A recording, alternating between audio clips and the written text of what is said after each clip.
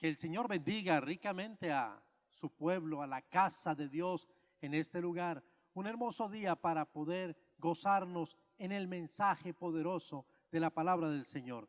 Tengo el gusto de contar con este privilegio, el privilegio de poder ministrar para cada uno de ustedes el texto de la palabra del Señor. Quisiera iniciar diciéndoles que hoy vamos a hablar sobre una historia que probablemente usted conozca bastante bien. Vamos a tratar de ver lo que Dios ya ha preparado para nosotros. Título para esta mañana en este mensaje es el siguiente: Juicio divino ante la mediocridad. Juicio divino ante la mediocridad. Quisiera iniciar orando, como me gusta hacerlo, y pedir que el Señor tome absoluto control de este tiempo. Vamos a orar. Bendito Dios y Padre Celestial, te damos honra, te damos gloria y te damos honor. Quiero pedir por favor que tomes absoluto control de este tiempo y que nos lleves a una experiencia de ministración, pero también de confrontación, y que sea tu amor el que pueda pasearse en este momento por este lugar y en cada uno de los hogares que hoy muy cortésmente han decidido conectarse con nosotros para adorar y glorificar el nombre de nuestro Dios. Señor, háblanos, estamos atentos a tu voz y te damos la honra y la gloria a ti, al único y sabio Dios. Oramos en el poder del Espíritu Santo. Gracias por hablarnos. Y en el nombre de Jesús, amén y amén. Sí, amados, juicio divino ante la mediocridad. Quisiera decirles que el texto que hemos preparado realmente es un texto hermoso, es un texto que conocemos y del cual hemos tenido la oportunidad de compartir en otras ocasiones. Fuimos allá y el Señor nos reveló que tenía una palabra que la iglesia debe conocer, una palabra espero que sea fresca. Entonces vamos a darle lectura primeramente a este texto. Vamos a iniciar dándole lectura a el capítulo 5 del libro de Hechos de los Apóstoles, capítulo 5. Voy a permitirme leer estos 11 versículos que contienen esta historia. Dice así la palabra del Señor. Pero cierto hombre llamado Ananías, con Safira su mujer, vendió una heredad y sustrajo del precio, sabiéndolo también su mujer, y trayendo solo una parte, la puso a los pies de los apóstoles. Versículo 3. Y dijo Pedro: Ananías, ¿por qué llenó Satanás tu corazón para que mintieses al Espíritu Santo y sustrajeses del precio de la heredad? Reteniéndola, no se te quedaba a ti, y vendida no estaba en tu poder. ¿Por qué pusiste esto en tu corazón? No has mentido a los hombres, sino a Dios. Continúa la palabra diciendo: al oír Ananías estas palabras, cayó y expiró, y vino un gran temor sobre todos los que lo oyeron. Y levantándose los jóvenes, lo envolvieron y sacándolo, lo sepultaron. Versículo 7. Pasado un lapso como de 3 horas, sucedió que entró su mujer, no sabiendo lo que había acontecido. Entonces Pedro le dijo: dime, ¿vendiste en tanto la heredad? Y ella dijo: sí, en tanto. Y Pedro le dijo: ¿por qué conviniste en tentar al Espíritu Santo? He aquí a la puerta los pies de los que han sepultado a tu marido, y te sacarán a ti. Al instante ella cayó a los pies de él y expiró. Y cuando entraron los jóvenes, la hallaron muerta y la sacaron y sepultaron junto a su marido. Vino gran temor sobre toda la iglesia y sobre todos los que oyeron estas cosas. ¡Wow! ¡Qué fuerte esta historia! Sí, usted me dirá, la conozco, la hemos estudiado, la hemos leído, la he leído, me la han contado. Eso no cambia lo que acabo de decir. esta historia sigue siendo una historia fuerte en contenido, fuerte en consecuencias, fuerte en juicio. Juicio es de lo que estamos hablando, juicio divino ante la mediocridad. Sobre eso quiero hablar en los siguientes minutos. Una generosidad a medias es un engaño completo. ¿Escuchó? Una generosidad a medias es un engaño completo.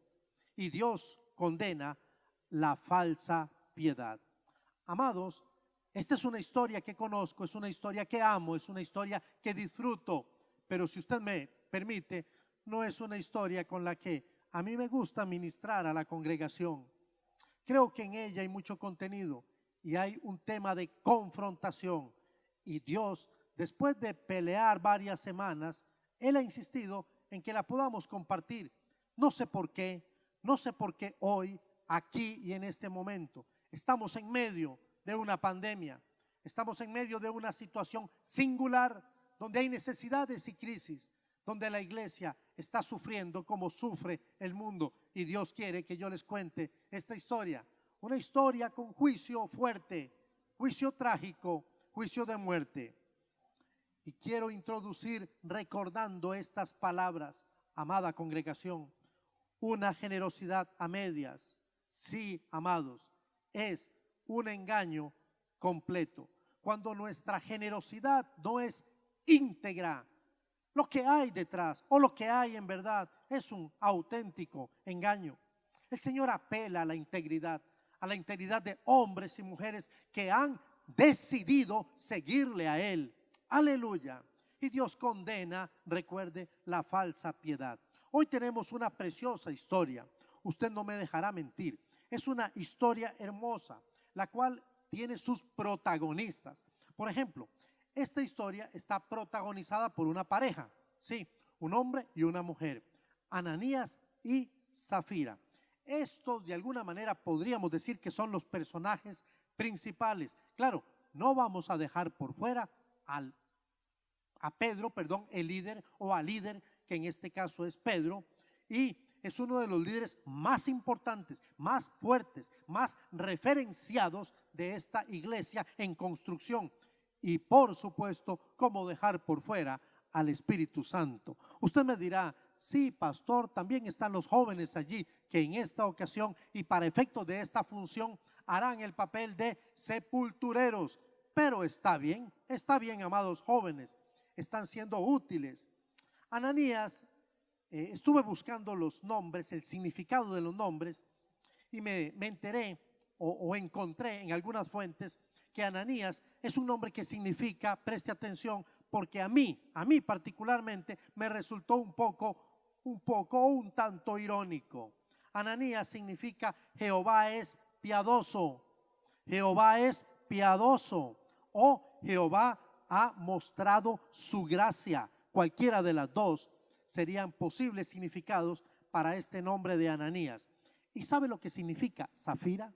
Zafira significa mujer de gran valor, mujer de gran valor. Pedro, ya usted sabe lo que Pedro o lo que significa el nombre Pedro, Petros, piedra. Quizá por eso era un tanto duro. Y en esta ocasión lo estamos viendo bastante enérgico. Esta pareja es una pareja generosa. ¿Alguien dijo amén en casa? ¿Sí? Bueno, o por lo menos, si usted me permite enmendar, lo querían aparentar ser generosos. Al afirmar lo que estoy diciendo, ya usted podría concluir que yo estoy haciendo un juicio. Y sí, lo estoy haciendo. Estoy diciendo que no eran tan generosos como lo que querían aparentar. Esa es mi perspectiva después de hacer una incursión al texto.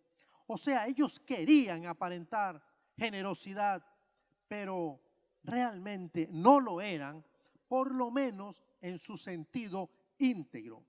Esto significa engañar o significa mentir. ¿Se da cuenta? Esas dos palabras son muy sencillas. Hasta cierto punto son palabras comunes. Engañar, mentir, no son tan fuertes como adulterar o como fornicar. Esas palabras son palabras a las que le tenemos miedo en las congregaciones. Cuando vemos a un hombre que se sentó por allá o se sentó por acá y la gente puede señalarlo y decir, ese hombre es un adúltero, las demás personas casi que como que se le alejan, ¿no es cierto? Pero ¿qué pasa con aquellos que se visten de piedad? Y aquellos que están constantemente engañando o mintiendo. Siento que son dos palabras que tienen fuerza y que merecen que nosotros las podamos definir, por lo menos en esta ocasión y para este mensaje, porque aunque no lo dije, están siendo parte de este interesante elenco y van a protagonizar en esta ocasión. ¿Qué significa engañar? ¿Qué significa engaño? ¿O qué significa mentira? Sí. Nosotros sabemos más por nuestra experiencia que por el sentido semántico de la palabra, pero vamos a revisarla, creo que no está de más.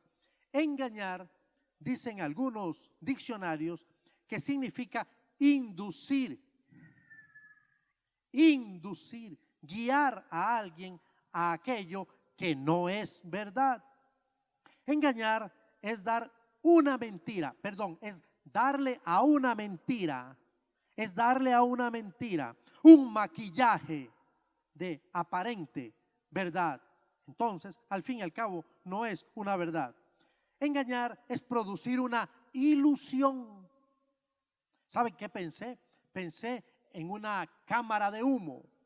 Cuando usted ve que esas cámaras de humo comienzan a funcionar y comienzan a generar cierto efecto, cierta magia que al final termina siendo un engaño sobre algo que realmente no existe. Es producir una ilusión de algo que no existe, engañar.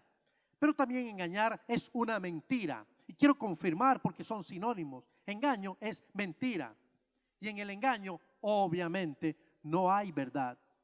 Estuve haciendo un juego entre textos y palabras y mire lo que conseguí. La Biblia dice que Jesús es el camino, la verdad y la vida. ¿Se dio cuenta? De esos tres adjetivos, el autor, Juan, el escritor, quiso poner en el centro. Jesús es el camino, la verdad y la vida. Y si el engaño es mentira y la mentira es lo opuesto a la verdad y Jesús es la verdad, entonces lo opuesto a Jesús es el diablo. Al fin de cuentas, yo concluiría diciendo, el engaño es el diablo. El engaño es del diablo. La Biblia nos enseña que el diablo es el padre de las mentiras, de todas las mentiras. Él es mentiroso por naturaleza. Él comenzó introduciéndose en el libro de Génesis, usando un instrumento, sí, la serpiente, pero puso esa semilla en la serpiente, la semilla de la mentira. Con que Dios os ha dicho que si comiereis del fruto, ¿no es cierto?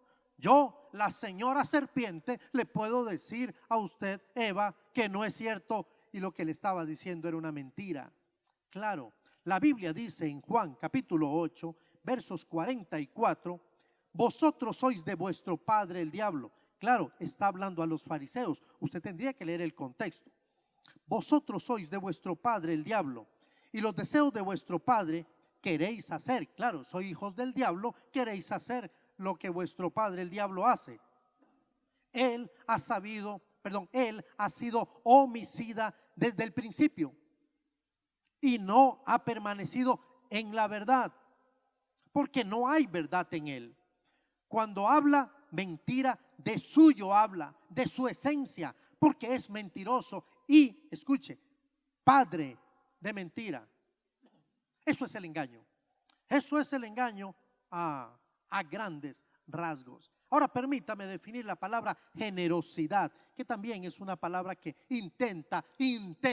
trata de sacar la cabeza y respirar en esta linda obra como uno de los elencos que yo quisiera que fuera personaje principal, pero vamos a ver si es personaje principal, o más bien es un personaje que ha sido relegado en medio de toda esta historia. Generosidad. ¿Qué significa la palabra generosidad? Me di cuenta que la palabra generosidad comparte su raíz con la palabra de donde vienen las palabras como humanidad, como hombres, en su sentido más esencial.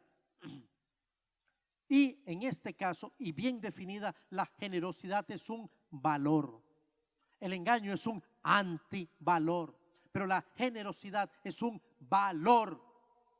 Esta palabra está asociada a algunas palabras que son un poco técnicas, pero si a usted le gustan estas palabras y no me va a criticar, se las voy a compartir. La palabra generosidad está asociada íntimamente a la palabra altruismo. Sí, un poco rara, yo sé. La otra palabra es desprendimiento. Desprendimiento. ¿Saben lo que pensé? Cuando pensé en el desprendimiento, pensé en una ladera. Usted no sé si ha tenido la oportunidad de ver cuando un pedazo de tierra se desprende hacia abajo. Lo que está diciendo es que ese pedazo de tierra pertenecía a un todo, que en un momento el todo decidió dejarle ir. Así es la generosidad. La generosidad es como tener algo que pertenece a, pero que en algún momento lo dejamos ir, y lo dejamos ir voluntariamente. Es desprendimiento. Y la tercera, la palabra técnica, filantropía. En estos días, dando un estudio sobre el amor, decíamos que filantropía, o por lo menos estas palabras, filosofía, la palabra filocalía, son palabras que están compuestas. Y en este caso, la palabra que nos va a ayudar como base, la palabra filos, que es amor. En este caso, filantropía son dos palabras. Filos significa amor y antropo significa hombre. En este caso es amor a los hombres, pero amor desde una perspectiva sana, de desprendimiento, de entregarse, de dar. Eso es la generosidad. La generosidad es opuesta. A veces cuando nos están intentando aclarar un concepto, es más fácil cuando entendemos lo opuesto. Cuando yo le quiero explicar a usted un color y le digo, bueno, el color blanco es lo contrario del color negro. Ah, ahora sí entendí. Bueno, en este caso, la generosidad es opuesta o es antónima a las palabras avaricia, avaro. Avaro, un avaro no es generoso. Tacañería, un tacaño no es generoso. Y un mezquino, hablando de mezquindad, no es una persona generosa, o una persona egoísta que centra toda su atención en él, sobre sí mismo, no es generoso. Una persona generosa basa su actitud en reconocer las necesidades de los demás tratar de satisfacer, tratar de cubrir las necesidades de aquellos que tiene cerca en la medida de su posibilidad. Estoy hablando de su prójimo. Estoy hablando de ese prójimo del cual nosotros nos jactamos cuando mencionamos dos mandamientos. El primero y el más grande: amarás al Señor tu Dios con todo tu corazón, con toda tu alma y con toda tu mente. Y a tu prójimo, segundo mandamiento, y a tu próximo como a ti mismo. Cuando uno hace eso, uno es generoso. Las personas generosas normalmente no dicen, no tengo. ¿Escuchó? Una persona generosa normalmente no dice, no tengo, pues entienden que son llamados a dar de lo mucho o de lo poco que tengan, de lo mucho o de lo poco que posean. Nadie es tan pobre como para no tener algo para compartir. Y nadie es tan rico como para no tener la necesidad de recibir algo de alguien. Ahora vamos a tratar de entender la historia.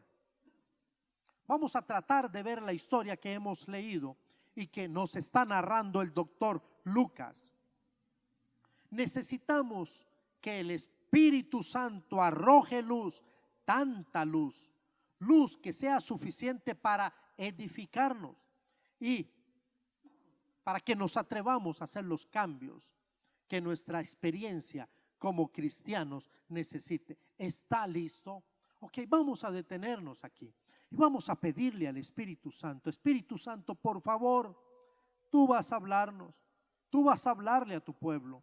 Iglesia, yo creo que Dios quiere hablarle a usted. Dios quiere hablarle a usted, amada familia, amado hermano. Usted que hoy ha entendido bien, ha escuchado los dos conceptos: engaño, que es una mentira, cuando nos vestimos de piedad, cuando intentamos aparentar ante los demás un cristianismo que es íntegro, que es precioso, pero que bajo la alfombra estamos escondiendo grandes cúmulos de basura, como por ejemplo las que se denuncian en esta historia. No vamos a esconder más basura bajo la alfombra. Vamos a ser auténticos y a dejar que el Espíritu Santo nos ministre. ¿Qué tenemos que cambiar? ¿Dónde tenemos que cambiar? ¿Dónde tenemos que revisar? Este es el tiempo para verlo junto a la historia que tenemos por delante. Sí, Espíritu Santo, por favor, arroja la luz necesaria para edificar a tu iglesia, para edificar a tu pueblo. El libro de los Hechos nos narra la historia de una iglesia que está en formación. Esto es muy importante. Es una iglesia que está formándose. No es un producto acabado. Esta iglesia, por supuesto, al estar en formación, es una iglesia que podríamos usar una palabra, una iglesia que vive una transición. Creo que nuestras iglesias, creo que esta iglesia está también en una etapa de transición. O sea, estamos haciendo cambios importantes. Y Lucas le va a escribir a su querido Teófilo este segundo tomo. El primer tomo fue el Evangelio de Lucas. Ahora, en este segundo tomo, que así le llaman muchos, el doctor Lucas le escribe a Teófilo. Teófilo significa amigo de Dios. Y le va a contar lo que está sucediendo en la vida de esa iglesia que se forja. Y él se va a permitir utilizar 3 herramientas literarias. Esto solamente es un detalle, pero para mí es importante, porque muchos han hecho de muchas de las historias que se encuentran en la Biblia, han hecho prácticamente pensamientos o doctrinas literales. Y vamos a tener cuidado acá. Vamos a tener cuidado porque el doctor Lucas va a usar 3 herramientas que son: la primera herramienta es una herramienta narrativa. Sí, ya comenzaron a hablarme tecnicismo. No, se lo voy a explicar. Tenga paciencia. Esto le ayuda a usted a crecer. La primera es una herramienta narrativa. Con esta herramienta él se va a permitir narrar como si fuera un cuento. Y a veces va a decir, y entonces Pablo fue a Troas y navegó a Chipre, y uno va a meterse en esa película porque es una narración, es un cuento y es fascinante. Y él va a contar las cosas acaecidas o sucedidas. La segunda herramienta que va a usar es una herramienta descriptiva, en donde él se va a permitir contar gráficamente algunos detalles, como por ejemplo cuando a Pablo una serpiente, una víbora, se le colgó de la mano. Eso es muy descriptivo. Usted puede imaginarse la víbora colgada de la mano y a Pablo haciendo así, porque él describe esos hechos. Fascinante, fascinante ese libro de los Hechos. Pero también la otra herramienta es una herramienta normativa. ¿Qué significa? Con esa herramienta normativa, lo que el doctor Lucas pretende es demostrar, citar o delimitar aquellas lecciones que van a convertirse, a constituirse en la norma para la iglesia. No todo lo que lo que Lucas está diciendo es normativo, mucho es narrativo y mucho es descriptivo, pero hay historias, hay pasajes que son normativos y esto debe ser la norma para la iglesia que continuaría hasta el día de hoy. Dicho esto, vamos a ir directo al texto y vamos a ver que esta historia es sumamente reveladora. Es una historia sumamente aterradora. Cuando la analizamos tenemos que preguntarnos, ¿Qué es lo que Dios nos quiere enseñar en nuestro contexto? Creo que tenemos varios temas y aquí hay un tema serio de pecado. Sí, un tema serio de pecado. Y vamos a tratar de usar las pinzas y vamos a identificar algunas clases de pecado que están presentes. Esos son los personajes que algunos quisieran que fueran secundarios o terciarios, pero cuidado, que son personajes que se están codeando con los personajes principales porque están dentro de ellos. Recuerde, no podemos despersonificar el pecado. El pecado siempre toma un cuerpo y en este caso el cuerpo está claro. El cuerpo del delito o el cuerpo donde mora el delito, Ananías y Zafira. Ellos nos van a enseñar cosas interesantes en esta ocasión. Primero encuentro un pecado de vanidad. Sí, dije vanidad. La vanidad es pensar en algo o es ver algo que ha perdido su valor, algo que se volvió vano, que usted no puede darle el valor original porque ha perdido valor. Entonces de allí viene la palabra vanidad. Es muy cosmético, esa es la palabra. El significado bíblico de vanidad hace referencia a un aspecto de la naturaleza humana que se enfoca en aquello que es poco trascendente. Ahora quiero que piense, ¿cuántos de nosotros hemos caído en ese pecado? La Biblia dice, nosotros debemos hacer tesoros allá en el cielo, donde la polilla y el orín no pueden hacer nada.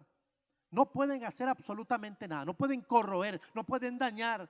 Pero nosotros no somos a veces tan sensatos y preferimos hacer tesoros aquí en la tierra, donde la polilla y el orín sí corroen, nos dañan y nos echan a perder toda la cosecha. Pero nosotros no entendemos que el concepto de vanidad precisamente se está enfocando en aquello que es poco trascendente. Nuestras riquezas y todo lo que poseamos aquí en la tierra no necesariamente nos lo vamos a llevar al cielo. No, es otra dimensión, otra etapa. Por eso haga tesoros en el cielo. Una persona vanidosa tiende a menospreciar a los demás. ¿Y por qué no? Si usted me permite, aunque no sea de una forma bien gráfica, ver a sus semejantes por encima del hombro. Y se proyecta consciente o inconscientemente como alguien superior. Sí, y eso yo lo he visto mucho en nuestro país. Vemos a las personas que están en nuestro entorno como inferiores. Y estas personas que suelen caer en este pecado, permítame ser más congruente, que solemos caer en este pecado, adoptamos actitudes altivas y, ¿por qué no?, con escasa empatía por nuestros semejantes. No se acepta la crítica. La crítica es algo que no quiero, que detesto, y con facilidad creemos estar o ser dueños de la absoluta verdad. Vanidosos, vanidosos. Un pecado de vanidad que yo creo que lo estoy viendo en Ananías y en Zafira. Ellos estaban bien, ellos estaban claritos, ellos sabían que lo que estaban haciendo era lo mejor y era bueno. Segundo pecado que encuentro aquí es un pecado que se llama engaño o se llama mentira. Ellos se engañaron y no lo digo yo, lo dice el texto. Pedro le dijo, verso 3, Ananías, ¿por qué llenó Satanás tu corazón para que mintieses al Espíritu Santo? O sea, sí, Ananías mintió. Y más adelante, pasado un lapso como de 3 horas, sucedió que entró su mujer, verso 7, no sabiendo lo que había acontecido. Entonces Pedro le dijo, verso 8, dime, bendice en tanto la heredad. Y mire la cara de ella, mire la cabeza de ella. En tanto, sí señor, en tanto, en tanto, ¿sabe cómo se llama eso? Se llama mentir. Y dice Pedro en el verso 9, ¿por qué convinisteis en tentar al Espíritu del Señor? He aquí a la puerta de los que han sepultado a tu marido por mentiroso, y te van a sacar a ti también por mentirosa. No, un momentito, pastor. Ella no fue mentirosa, ella solamente acuerpó. Ella estuvo al lado de su marido. Bueno, ¿sabe lo que dice la versión internacional? Nueva versión internacional. dice que, pero cierto hombre llamado Ananías con su mujer como cómplice vendieron una heredad. Esa es la palabra, cómplice. Participó de engañando y mintiendo. Otro pecado que encontré aquí es el pecado de la hipocresía y la falsedad. Rápidamente, los hipócritas en los tiempos de Jesús no eran otra cosa más que actores que se ponían una careta, una máscara con la que aparentaban ser quienes realmente no eran. Ese pecado es un pecado muy común en la iglesia del Señor, el pecado de la hipocresía, donde nos vestimos de piedad. Es que la piedad tiene una carita interesante. Sí, así es la piedad. Pero sabe, cuando dentro o detrás de la piedad lo que hay es falsedad, eso se llama hipocresía. Y es un pecado, y creo que está aquí claramente mostrado en el texto que hemos seleccionado. Y el otro pecado que me llamó la atención es un pecado de duda. Duda es lo mismo que falta de fe. Sí, aquí hay un pecado de duda. ¿Por qué? Porque ellos no fueron capaces de creer que entregando todo, sabiendo que la práctica era que una vez que llegue todo acá a las arcas para ser ministrado por los apóstoles, ellos se encargarán de distribuir equitativamente y probablemente ellos también se beneficiarían de la bendición. Pero ellos dijeron, ¿y si no alcanza? ¿Y si lo administran mal? Ese es uno de los grandes problemas de la iglesia. Para mí no es un problema, para mí es un mecanismo de defensa. La iglesia hoy se ha permitido usar ese tipo de cliché. Yo no estoy de acuerdo con la administración. ¿Sabe? Usted no tiene que estar de acuerdo. Usted solamente tiene que ser parte del cuerpo. Si la administración y los administradores y si los apóstoles no hubiesen sido equitativos, ellos habrían recibido su juicio. Así que deje usted que el juicio lo reciba quien lo tiene que recibir. Usted y yo solo somos llamados a ser fieles. No podemos negociar con lo que le pertenece al Señor, ni podemos intentar vestirnos de piedad para administrarlo como a nosotros nos parece. Entonces yo entrego una parte, digo que lo entregué todo, ve la careta, ve cómo nos vestimos de piedad, pero me dejo esta parte por aquello de las moscas o de los moscones. Sí, son los pecados que veo aquí: vanidad, engaño, hipocresía, duda o falta de fe. Y quiero ahora permitirme decirles las lecciones que yo encontré en este pasaje, que creo que son lecciones trascendentes para la vida de la iglesia. La primera lección: tanto Ananías como su esposa Zafira fueron llamados a capítulo de forma individual. Wow, eso es fuerte.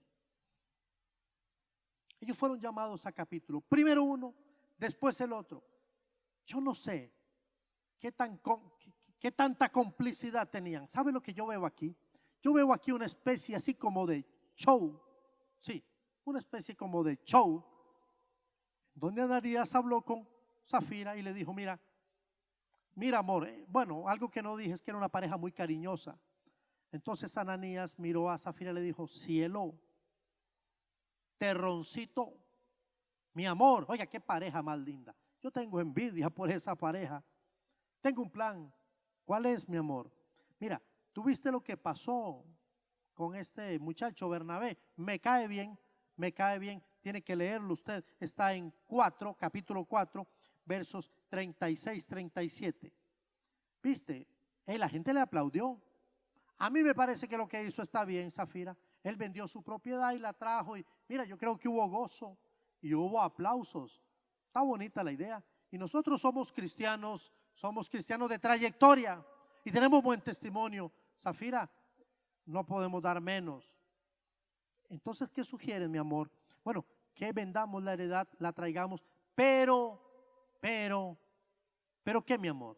Pero nos dejemos una parte por aquello, como les expliqué, de las moscas. Y si no alcanza, nosotros tenemos allí ya nuestra guarnición. Mire dónde entra la parte de show. Ananías vino, trajo lo que consideró había sido el precio en que habían vendido la heredad. Mire que no dice la Biblia que llegó Zafira. ¿Usted notó eso? Zafira no ha llegado. El show comenzó. Primer acto, llega Ananías. Segundo acto, viene Pedro y lo confronta así. Primero a él. ¿Por qué? Porque fue llamado a capítulo de forma individual. Pasaron 3 horas. 1, 2 y 3. 3 horas y aparece Zafira. Se da cuenta, llegó doña Zafira. Doña Zafira no sabe nada. Un momentito. No sabe nada o no sabe parcialmente nada. Ella sabía lo que estaba pasando. Y probablemente eso, permítame adjudicarlo a mi propia cosecha. Probablemente Ananías le dijo: no llegues inmediatamente. Espérate que me hayan aplaudido a mí y que hayan dicho: Ananías, Ananías. Y luego aparécete tú. Entonces la gente se va a extrañar y en ese momento tú vas a llegar y la gente te va a aplaudir y vamos a hacer un excelente acto de generosidad. Amados, tanto Ananías como su esposa Zafira fueron llamados a capítulo de forma individual. ¿Sabe por qué? Porque la Biblia nos deja muy claro en el libro de Romanos capítulo 14 verso 12, de manera que cada uno de nosotros dará cuenta a Dios de sí. Sí, amados, seremos llamados a capítulo tarde o temprano. No nos vistamos de generosidad, seamos íntegros delante del Señor. En segundo lugar, ambos experimentaron el mismo juicio, el mismo. El principio acá es que delante de Dios tanto es culpable el hechor como el hacedor. Los dos cómplices, los dos experimentaron el mismo juicio. No espere usted más, no espere usted menos. El primero expiró, cayó y murió. ¿Y sabe qué pasó con Zafira? Lo mismo, absolutamente lo mismo. Gracias, Dios, por tu juicio. Y ese juicio me aterra y me confronta. En tercer lugar, una bonita enseñanza es que ambos fueron confrontados por el líder. ¿Escuchó? Sí, esa palabra a mí no me gusta. Le aseguro que no me gusta.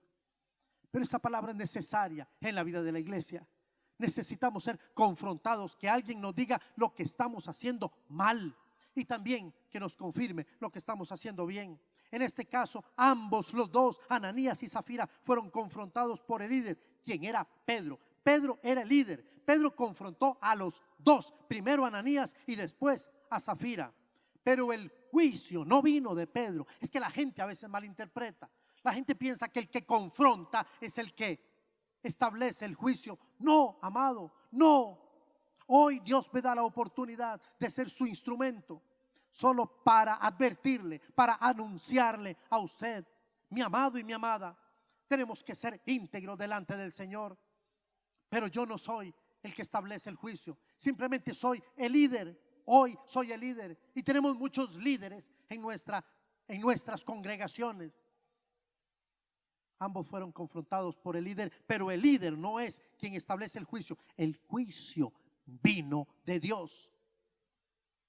En cuarto lugar, los instrumentos que Dios usa son solo instrumentos, solamente instrumentos.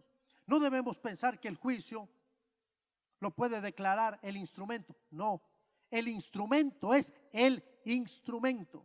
El juicio es algo que viene de Dios. Lo que sí no, absolutamente del soberano, del Dios de Israel. Lo que sí no podemos obviar es que hay un principio, y el principio que está manifiesto aquí es que Dios castiga el engaño,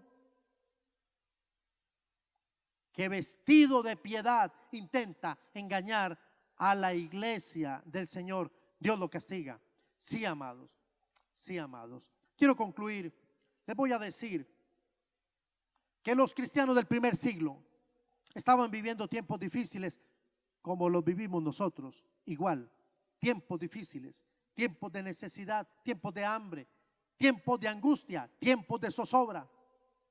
En segundo lugar, los que más tenían eran movidos por parte de los apóstoles, guiados por el Espíritu Santo, a tener un mismo sentir, un mismo sentir. El texto de 4:32, voy a permitirme leerlo, dice así, porque es sumamente revelador. Y la multitud de los que habían creído eran de un corazón y un alma, y ninguno decía ser suyo propio nada de lo que poseía, sino que tenían todas las cosas en común. Muchos tuvieron lindas motivaciones, como por ejemplo la que tuvo Bernabé, una motivación honesta, cristiana. Hechos capítulo 4, versos 36 y 37 lo describen. Pero Ananías y Zafira se permitieron ser generosos parcialmente.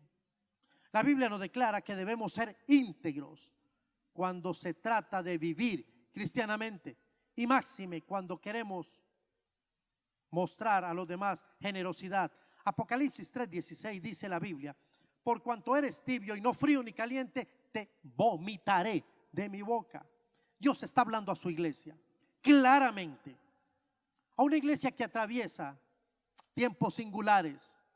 Nosotros tenemos la solución. Hay hambre, tenemos la solución. Hay necesidad, tenemos de usted, porque la solución está en las manos de ustedes y en las mías. Sí, Dios nos ha bendecido. Si usted me dice no, usted va a ofender a Dios. No lo ofenda. No, muérdase. No ofenda a Dios. Dios ha bendecido a esta iglesia. Dios ha bendecido a este país. Dios le ha bendecido a usted como familia y me ha bendecido a mí. Entonces, ¿cuál es la pregunta? La pregunta es sencilla. ¿Qué vamos a hacer? Tenemos varias opciones. Yo le voy a sugerir dos. La primera, nos vestimos de piedad y tratamos de aparentar ante los demás,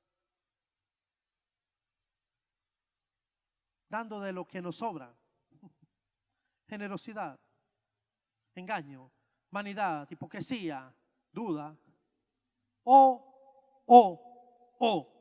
nos permitimos ser generosos de acuerdo al principio de la palabra de Dios. Hechos capítulo 4, verso 32.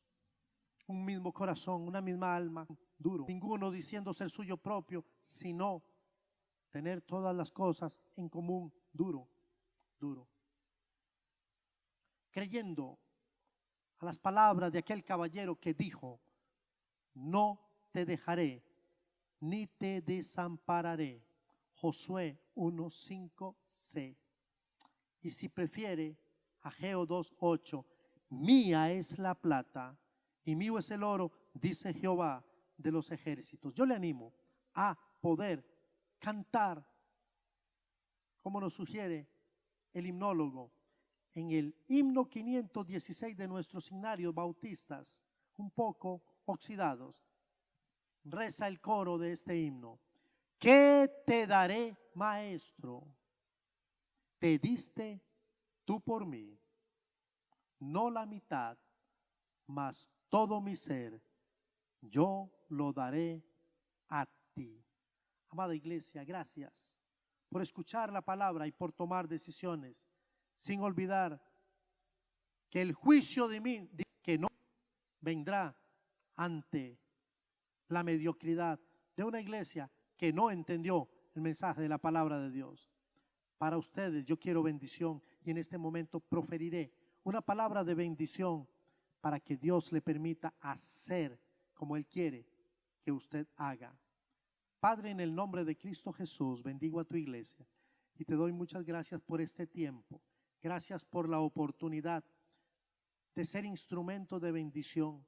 Y hoy lo que deseo es que tú bendigas a tu pueblo, que bendigas a tu iglesia, que tú nos ayudes a ser desprendidos, generosos, a no tener temor de poder entregarte a ti con fidelidad, aun cuando tengamos nuestras dudas y podamos especular con respecto a algunos temas, que confiemos en ti, porque tú dijiste: no te dejaré ni te desampararé.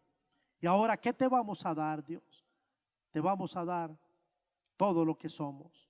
La honra y la gloria es para ti. Oro en el poder del Espíritu Santo y bendigo a en el nombre de Cristo Jesús, mi Señor y mi Salvador. Amén y amén. Que el Señor bendiga a su iglesia en cantidades industriales. Los amamos.